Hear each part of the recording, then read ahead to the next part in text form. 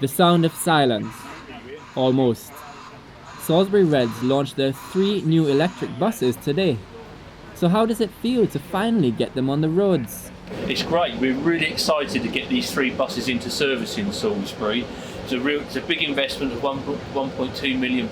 We've been helped by a grant from the Department for Transport and from Wiltshire Council. We put a lot of money in as well. We think it's a really positive step forward for transport in Salisbury. But how will the general public benefit from these new buses?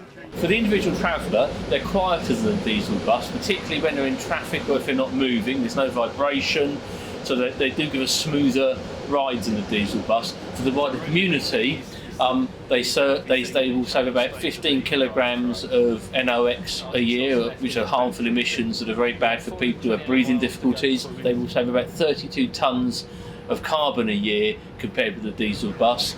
So these are greener than green. And will these new buses mean customers can expect a change in prices? We're not changing our fares because of these. We've worked through the numbers very carefully. It isn't viable at the moment without some help from government, but we've had that financial help from government for the initial purchase price of the buses.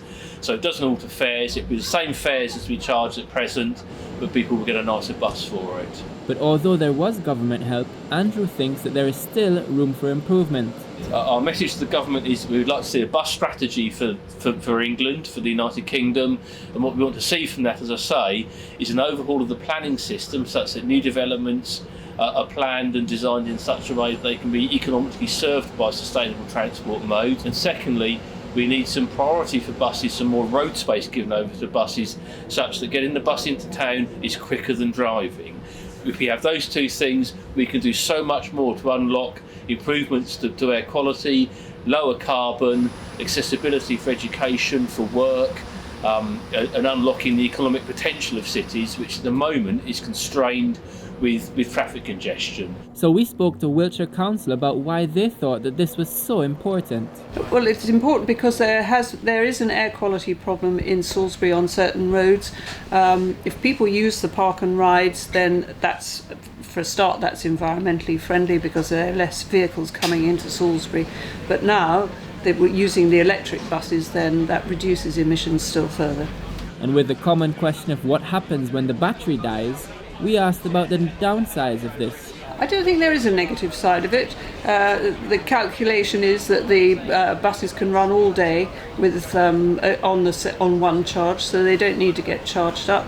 They will be plugged in overnight and ready to go the next day. But what's the message from Salisbury Reds to the public?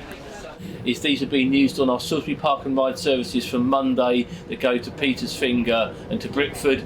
Please do come along, try the Park and Ride, try the buses and tell us what you think. Ian Sheridan, That's TV.